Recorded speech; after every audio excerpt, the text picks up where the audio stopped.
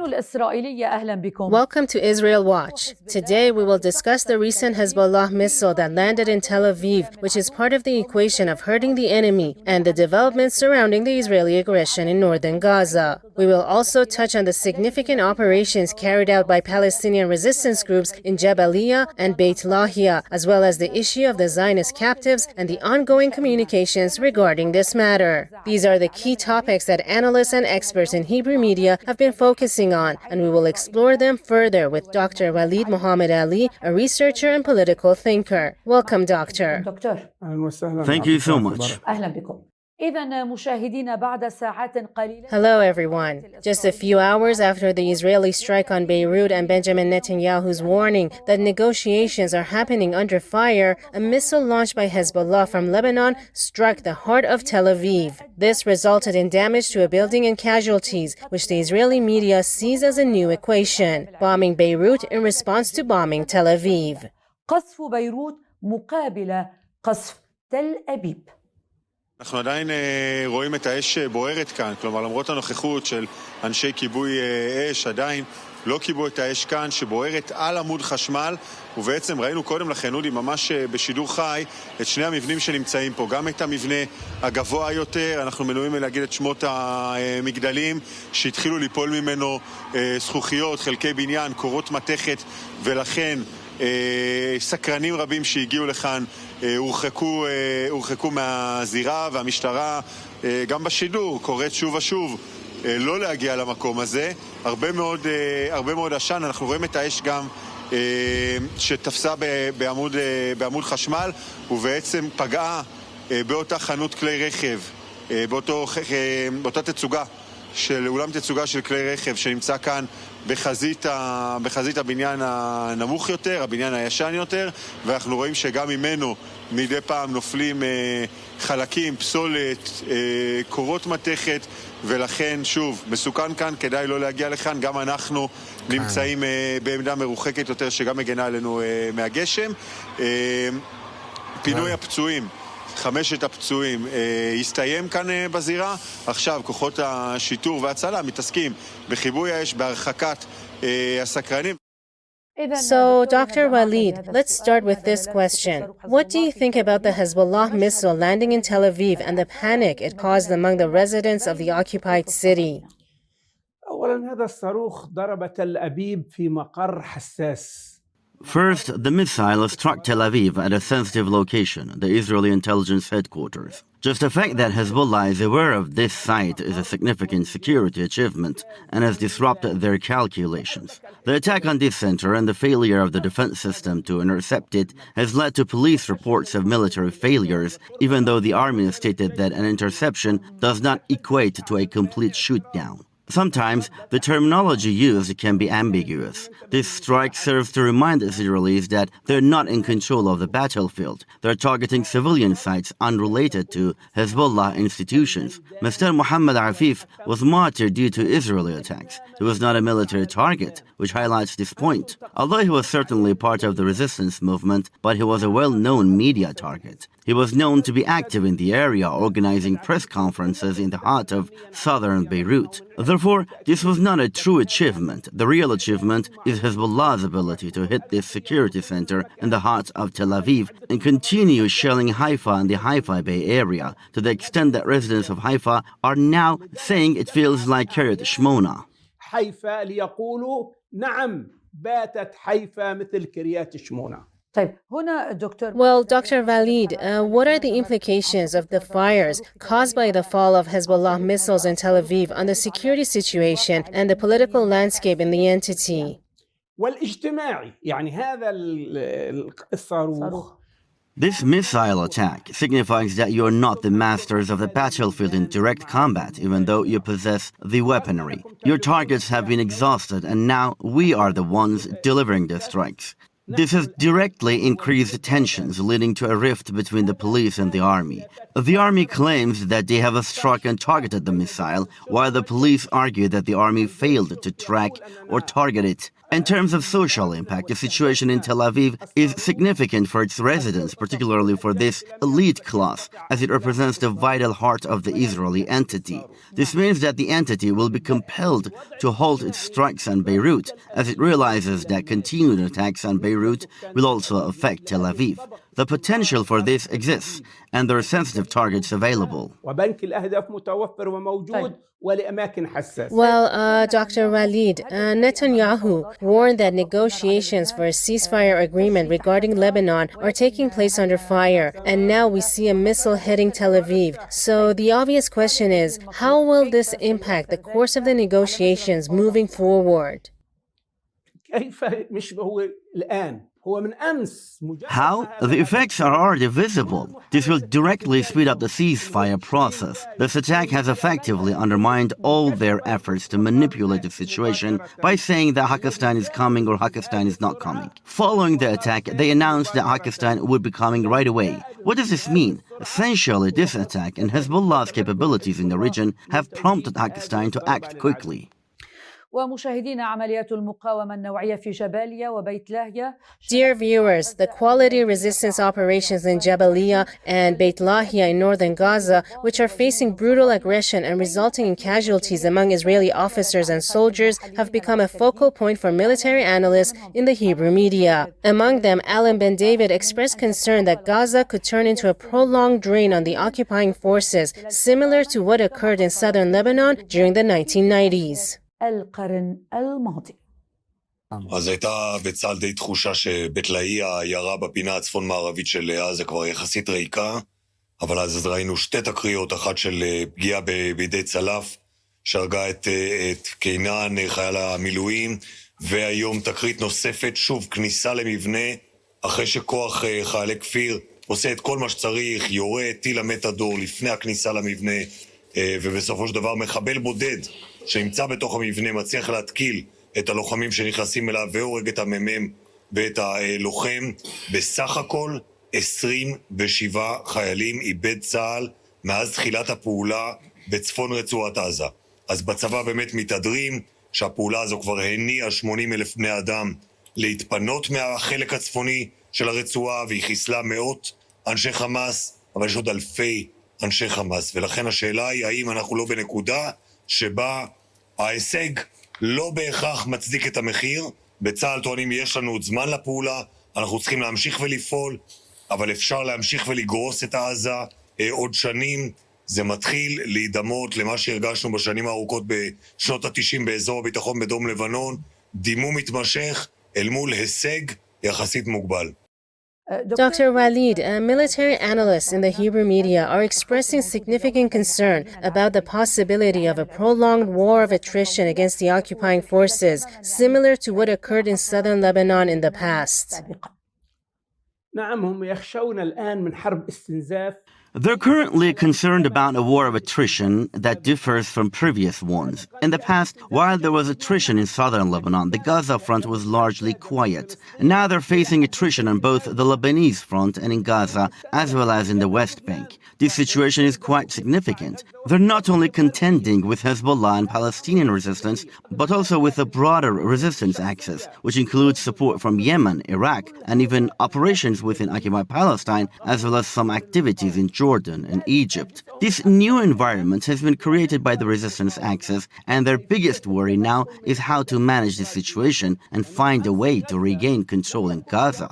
Recently, they faced strong blows in Gaza, not just in Beit Lahia or Jabalia, but also in the southern part of the territory, where the gangs wanted to loot the Gaza aids, which have documented links to the Zionist Shin Bet. These groups have been operating in service of the Zionists, and they had hoped to leverage these gangs to create something akin to the Lahad army they established in southern Lebanon. The recent strikes on various targets in short time across the conflict area indicate their failure, while the resistance is beginning to score positive points in its efforts. Well, Dr. Walid, how can we explain the ongoing resistance efforts in Jabalia and Beit Lahia, despite the aggressive attacks from the Israeli forces in the northern Gaza Strip, which of course result in horrific massacres and massive destruction? هذا حتى إعلامهم أحيانا بعد ما يصوروا ويصدروا يكشف هذا.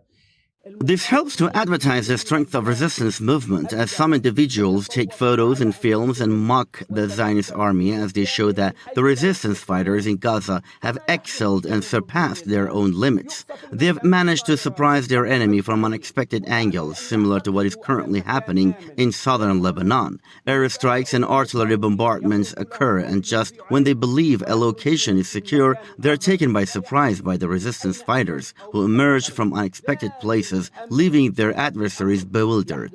The same situation unfolds in Gaza, in Jabalia and in Beit Lahia, demonstrating that the morale of the Israeli army is low and completely disoriented, while the morale of the resistance fighters is at its peak. What does it signify when an individual approaches a tank and places an explosive device between the tank's turret and its base, knowing that soldiers and officers inside the tank are too afraid to show themselves because they're hiding? They're focused on survival, while the resistance fighters seek martyrdom, which is a significant honor for them. النصر أوشك وهذه الشهادة حسنى كبرى بالنسبة للمقاومة. ولنبقى دكتور مشاهدينا في السياق ذاته. Dear viewers, we continue in the same context. Despite the passage of days since Israeli forces were ambushed inside a house between Jabalia and Beit Lahia, military analysts in the Hebrew media continue to assess this operation, emphasizing that the resistance in Gaza is rebuilding itself. ترميم نفسها. בלחימה קרן שמתנהלת בג'באליה, בואכה בית להיה, בתווך הזה בין שני המקומות הללו במהלך שעות הבוקר. הכוחות מתקדמים בין הבתים ובין המבנים שם. יש שם מרדף אחרי מחבלים, חלק מהמחבלים מג'באליה נמלטו לבית להיה, וכאשר החיילים עומדים להיכנס לאחד המבנים, לפני הכניסה הם מפעילים תרגולת של ירי פגזי טנק לתוך אותו מבנה, ורק אז הם נכנסים פנימה, ולמרות ירי הטנקים לתוך המבנה, יש מחבל אחד שמסתתר שם ולא נפגע מהפגזים הללו, והוא בעצם עורב לכוחות, והכוח שנכנס סופג אש מטווח קצר, שני לוחמים שנפגעו ונהרגו כתוצאה מן האש הזו, עוד שניים שנפצעו, אחד מהם באורח קשה. צה"ל פועל במשולש הזה עכשיו של ג'באליה, בית חנון, בית ליה. יש שם גם פגיעה במחבלים כפי שתיארנו, וגם תשתיות של חמאס, היכן שהוא ניסה להתאושש ולהשתקם, ויש כאן מאמץ לא לאפשר את הדבר הזה. צריך להגיד שג'באליה לא מדובר כרגע בתוכנית האלופים, אפילו לא כרגע, לא מדובר בתוכנית האלופים, זה רחוק מכך כפי שאני שומע בצבא. Well, Dr. Walid, the resistance in the northern part of the Gaza Strip is rebuilding itself, as acknowledged by military analysts in the Hebrew media. How do you interpret this claim? أن المجتمع في غزة كما المجتمع في لبنان. The community in Gaza, much like the one in southern Lebanon, has evolved into a resilient society. The concept of resistance is no longer limited to a specific organization. It has become a collective mindset embraced by the people. I can confidently say that both in Palestine and Lebanon, the resistance has transformed the communities in areas facing the enemy into strongholds of resilience. Once a community adopts this spirit of resistance, it becomes nearly impossible for anyone to sow discord among its members or to overcome it. Victory is surely on the horizon, God willing.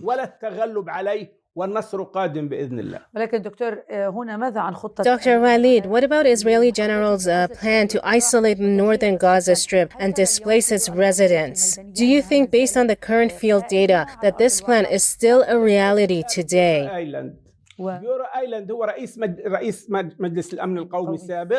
I want to respond to what Giora Eiland said. Giora Eiland, the former head of the Security Council, is a key figure in proposing this plan. He stated that we must acknowledge our failures and find a way to withdraw from Gaza without getting further entangled. He claims the plan has failed, and who can argue that it has achieved its intended goals. The people of Gaza have shown their resilience in the face of hunger, thirst, deprivation, and suffering. As one of the martyrs said, we have a white cloth to honor our fallen, but we do not have a white cloth to raise a flag of surrender. The ongoing aggressive war on the Gaza Strip, which has lasted for approximately 13.5 months, has failed to achieve its stated goals of eliminating resistance and forcibly releasing the captives. As a result, there has been an intensified discussion within Israel about the issue of the captives and the possibility of securing their release through an exchange deal with the resistance. This topic has certainly been a point of discussion among Netanyahu and senior officials in the Israeli security agencies. שזו הערכת מצב, כפי שאנחנו יכולים לראות עכשיו על המסך, מיד נראית התמונה של ראש השב"כ, רונן בר, ראש המוסד דדי ברנע, האלוף ניצן אלון, מי שאמון על סוגיית החטופים מטעם צה"ל, והרמטכ"ל הרצי הלוי. כל ראשי מערכת הביטחון מתכנסים לקראת הדיון הזה אצל ראש הממשלה, ששם למעשה הם צפויים להציג בחזית אחת את העמדה שישראל צריכה לשים על השולחן. אודי, למעשה מתווים חדשים, יוזמות שעד עכשיו לא נבחנו לעומק, וזאת לנוכח העובדה שמבינים בצמרת הביטחונית שחמאס פשוט מסרב לכל המתווים שהוצגו עד עכשיו. ואם ישראל רוצה ללכת למהלך של עסקה, ואם ישראל רוצה להוביל לשחרור של החטופים, היא חייבת להציג מתווים אחרים, יוזמות אחרות. ראש המוסד דדי ברנע הוא זה שמוביל מבין ראשי מערכת הביטחון למעשה את המהלך הזה מול הדרג המדיני. לבקשתו הדיון הזה מתקיים הערב אצל נתניהו. בסוף צריך להגיד, הם דנים, ראשי מערכת הביטחון דנים ומגבשים מתווים. בסוף מי שמחליט האם המתווים האלה יקודמו או לא יקודמו, האם הם יאושרו לא יאושרו, זה הדרג המדיני. לנו אי אפשר להתקדם עם המתווים שמוצאים עד עכשיו. חמאס מסרב לכל מה שהוצע. אחרי חיסול סינואר, חמאס אפילו הקשיח עמדות, ואם אנחנו רוצים ללכת, וכפי שדיווחנו כאן גם בשבוע שעבר, המצב של החטופים לקראת החורף הולך ומדרדר, זה חלק ממה שמוצג לדרג המדיני. אם רוצים ללכת לעסקה, חייבים לשנות דיסקט. Dr. Valid, what do you think about the renewed efforts within the Israeli entity regarding the release of the captives and the potential exchange deal with the resistance? Do you believe this movement could lead to a positive outcome? الآن نتنياهو في وضع لا يحسد عليه. Netanyahu currently finds himself in a precarious situation. Previously, he claimed that he tried to resist and cooperate with the security service, and that the families of the captives were inciting and pressuring him, ultimately aiding Hamas in improving their negotiation terms. Now he's isolated, having realized that his tactics resemble those of mafia figures rather than the statesmen. The revelation that his chief of staff blackmailed a police officer for documents, forged them and leaked them raises serious questions about his leadership. What kind of prime minister is this? Trust in Netanyahu has eroded among the public and even among those close to him, as they now see that Netanyahu has no real interest in rescuing their loved ones.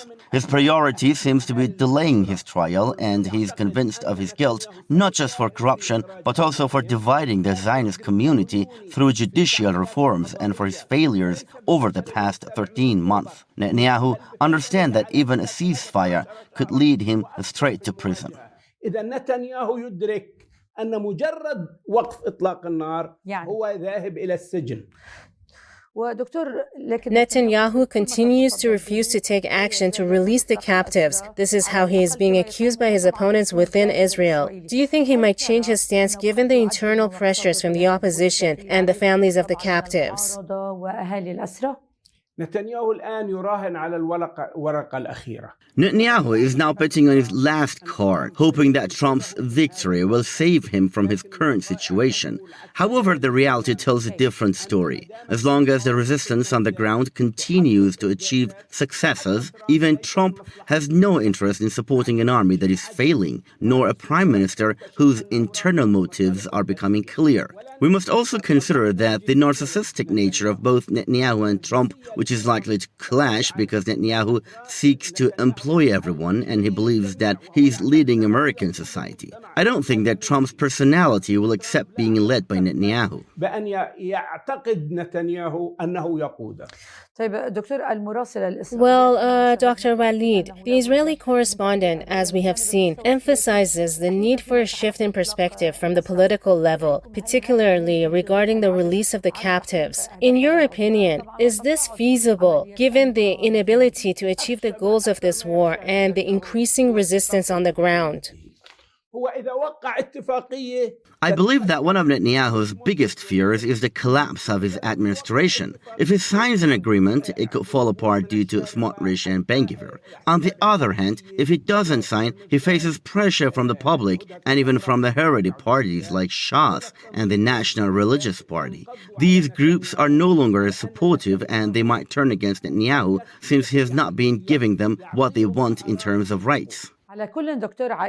Thank you, Dr. Walid. The families of the captives continue to escalate their protests, demanding a deal for an exchange deal. They accuse Netanyahu of obstructing the release of their loved ones and sacrificing them, as well as soldiers, in what they describe as a futile war in Gaza, according to a statement from one of the captives, at the hands of the Palestinian resistance.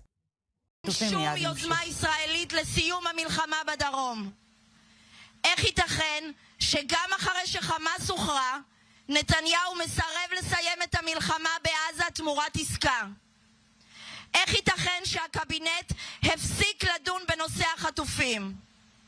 נתניהו ויתר מזמן על החטופים, וכעת הוא מקריב אותם ואת החיילים שלנו, בזמן ששותפיו הקיצוניים פועלים להקים התנחלויות בעזה. אומרים לנו לחכות שטראמפ ייכנס לבית הלבן. אבל לחטופים אין זמן. לכן אנחנו פונים מכאן לנשיא המיועד דונלד טראמפ. כבוד הנשיא, אנא כנס עוד היום לאירוע. נתניהו מסרב לסיים את המלחמה בעזה.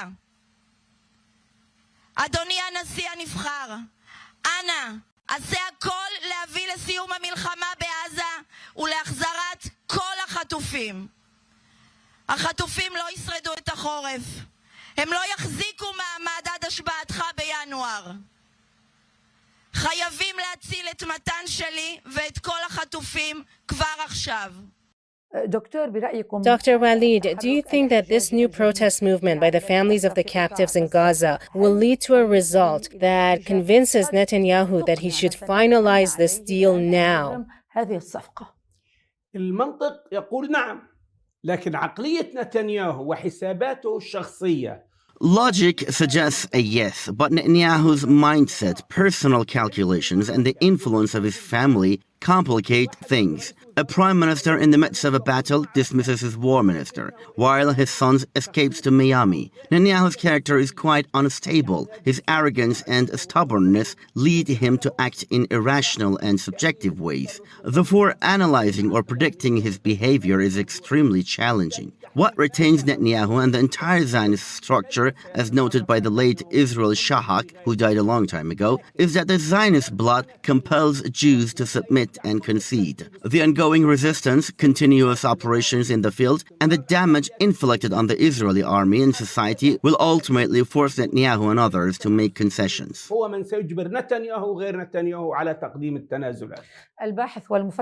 Thank you so much, Dr. Walid Mohammed Ali, for joining us in this episode of Israel Watch. Best wishes until we meet again tomorrow.